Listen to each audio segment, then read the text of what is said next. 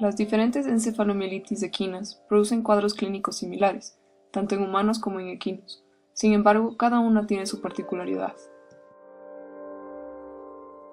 Infecciones en humanos. Cuando un humano tiene contacto con el virus de la encefalomielitis equina del oeste o del este, el tiempo que transcurre entre la inoculación y el aparecimiento de signos clínicos varía entre 5 y 10 días. Por otro lado, la encefalomielitis equina venezolana tiene un periodo de incubación que varía entre 1 a 6 días. Signos clínicos de la encefalomielitis del este. Los signos tempranos de una infección por este virus ocurren repentinamente. Entre ellos están fiebre, escalofríos, mialgia, dolor articular. Los signos neurológicos no se dan sino después de unos días posteriores a los signos tempranos. Los signos indicativos de presencia de encefalitis son dolores de cabeza, comportamiento irritable, falta de actividad neurológica focal, rigidez cervical, confusión, estupor, desorientación, temblores, convulsiones y hasta parálisis. En pacientes jóvenes se da una aparente recuperación posterior a los signos clínicos tempranos. Sin embargo, unos días después, se presentan los signos compatibles con una encefalitis. Por otro lado, en niños, la encefalitis y por ende signos neurológicos se pueden dar de manera súbita, sin exhibir signos precedentes. Los pacientes que sobreviven tras generar una encefalitis terminan por lo general con daño cerebral severo. Al contrario, los pacientes que no generan signos neurológicos tienen una recuperación completa después de 1 o 2 semanas después de generar la enfermedad. Algunas personas pueden ser infectadas y así no mostrar ningún signo clínico. La tasa de mortalidad de la encefalomielitis equina del este es alta y por lo visto su pronóstico tras el desarrollo de encefalitis es pobre. Clínicos en la encefalomielitis del oeste. Los signos de la encefalomielitis equina del oeste se asemejan a aquellos de la encefalomielitis equina del este. Si bien la aparición de signos clínicos es rara y cuando estos se presentan son leves, los signos se presentan súbitamente. Se desarrolla fiebre, escalofríos, dolor de cabeza, náuseas, vómito, anorexia y malestar general. A veces pueden verse signos de índole respiratorio. Algunos pacientes pueden desarrollar problemas neurológicos. Los pacientes que se recuperan de estos cuadros pueden mantener dolores de cabeza, conducta irritable y temblores por hasta 2 años. Así como en la encefalitis equina del este, el daño neurológico puede ser permanente, especialmente en niños menores de 3 meses, los cuales desarrollan cuadros neurológicos más graves. Un 25 al 30% de niños mayores de 1 año que desarrollaron convulsiones como consecuencia de la enfermedad mantienen ataques epilépticos. Signos clínicos de la encefalomielitis venezolana. En la infección por virus epizooticos de la encefalomielitis equina venezolana, el paciente afectado por lo general desarrolla signos súbitos de tipo sistémico. Por lo general, los signos son leves, agudos y desaparecen después de 4 a 6 días. La sintomatología se caracteriza por fiebre, escalofríos, malestar, dolor de cabeza, fotofobia y mialgias localizadas en piernas y en espalda baja. Otros signos son tos, dolor de garganta, náuseas, vómitos y diarrea. Los signos neurológicos consecuentes con encefalitis se producen en 4% de la población de niños afectados y en menos de 1% de adultos. Por lo general, la enfermedad se resuelve en un periodo de 2 semanas. Como las otras encefalitis, el virus puede transmitirse por la placenta y generar encefalitis fetal con daño neurológico secundario, daño placentario, aborto y mortinato. Por lo general, la frecuencia de muertes tras la infección de estos virus es baja. La infección por virus del zoótico, por otro lado, es incidental y su patogenicidad no es significante.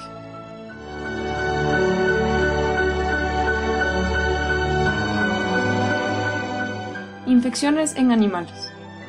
La infección por virus de la encefalomielitis equina tiene también su propia sintomatología en animales. Los periodos de incubación, tanto para la encefalitis equina del oeste y del este, es de 5 a 14 días. La infección por virus de la encefalitis equina venezolana, por otro lado, puede desarrollar signos clínicos después de tan solo 1 a 5 días de inoculación. Si se presentan signos neurológicos, estos se dan al 5.º día de infección.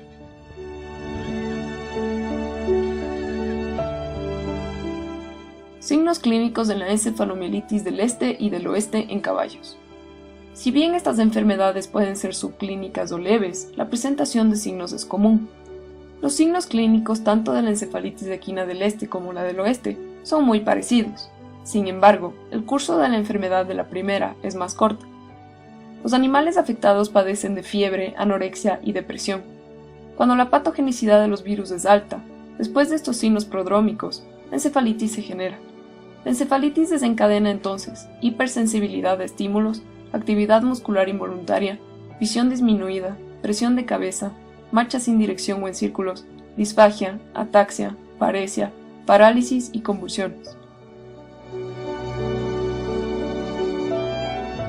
Cuando los animales están en recumbencia, estos tienen un movimiento de pedaleo que sugiere el diagnóstico de encefalitis. Junto con cambios alimenticios, los animales pueden, además de perder peso, generar desórdenes digestivos como diarrea y constipación. En la encefalitis equina del este, algunos de los caballos mueren luego de pocos días de infección. Antes de morir, los caballos se presentan en recumbencia, semicomatosos y con convulsiones. Si por lo opuesto, estos sobreviven, los animales sufren de deficiencias secundarias a la encefalitis producida durante la enfermedad. Signos clínicos de la encefalomielitis venezolana en caballos. En la encefalomielitis equina venezolana, la presentación subclínica o leve se da cuando el agente es un virus enzootico. Por otro lado, cuando se da infección con un virus epizootico, los signos son parecidos a aquellos que se dan en las otras encefalitis ya mencionadas. En el periodo prodrómico, se puede observar fiebre, depresión, taquicardia, anorexia y signos clínicos procedentes. Signos como debilidad y ataxia son signos que se dan tempranamente.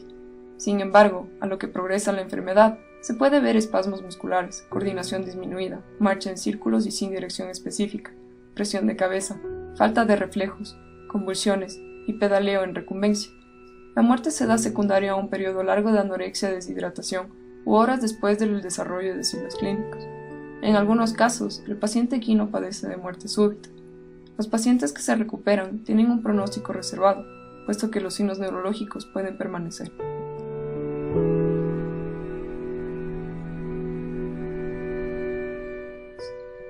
La encefalomielitis equina no solo afecta a humanos y equinos, sino también a muchas especies de mamíferos y aves. Con respecto a la encefalitis equina del este, las aves son, por lo general, los reservorios de la enfermedad, por lo que la infección en estos animales se mantiene subclínica.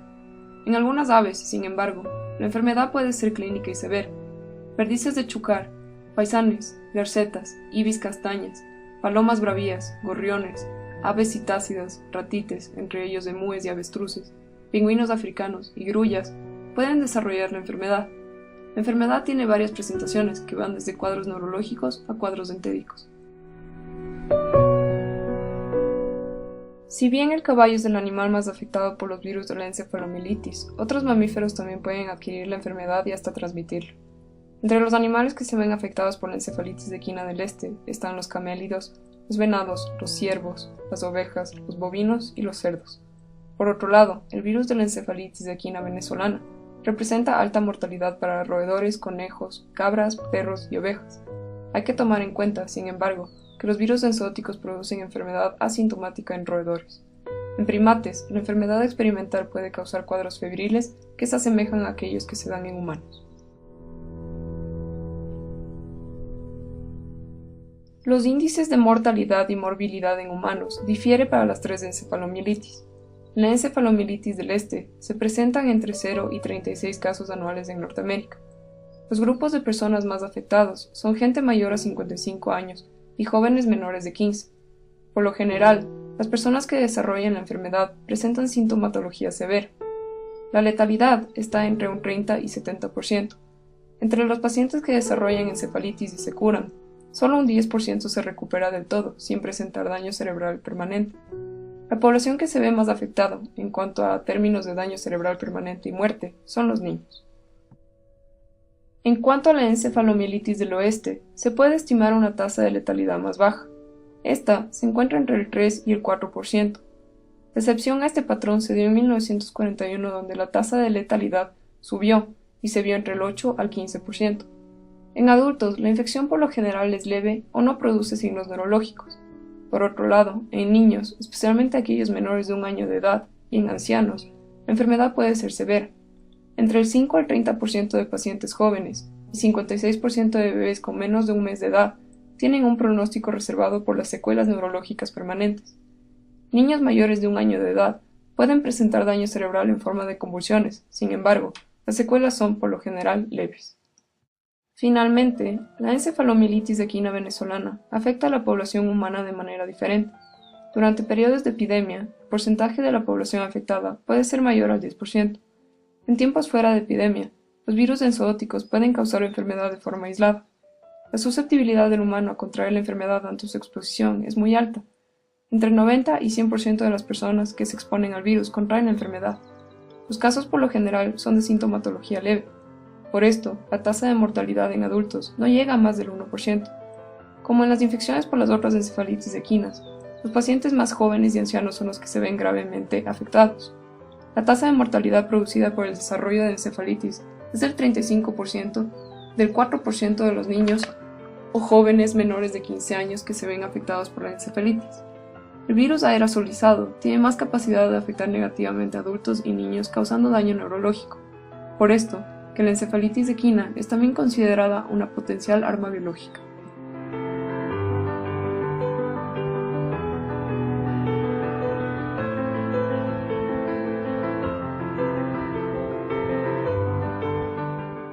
Por otro lado, en caballos, la tasa de letalidad para la encefalitis equina del este, del oeste y venezolana es del 90, 20 al 40 y del 39 al 90% respectivamente. Por lo general, la encefalitis equina del oeste tiene una incidencia más alta que la encefalitis equina del este. En 1956 y 1970 se reportaron entre los dos virus un total de 2.620 casos de equinos afectados. La encefalitis equina del oeste se responsabilizaba por 2.015 casos, mientras que la del este solo 605 casos. Antes de que haya medidas de control como la vacunación de animales en riesgo, las epidemias de los virus del oeste y del este eran variables en gravedad. Tras el desarrollo de las vacunas, la enfermedad por estos dos virus tiene naturaleza esporádica. Los casos de encefalitis equina del oeste se distribuyen más ampliamente, mientras que los casos de encefalitis equina del este ocurren más condensadamente. Estos virus por lo general causan brotes en épocas previas a las heladas. Con la venida de la helada, los brotes paran. Por otra parte, la encefalomielitis equina venezolana tiene la capacidad de durar años, sin importar las heladas. Las epidemias, por lo general, se dan primero en poblaciones equinas y son seguidas a las pocas semanas después por brotes en humanos. Las cepas epizooticas tienen un alto índice de infectividad en caballos, llegando este al 90%, con una morbilidad variada entre el 10 y el 100%. Las infecciones por cepas enzooticas, por otra parte, son de baja morbilidad y mortalidad.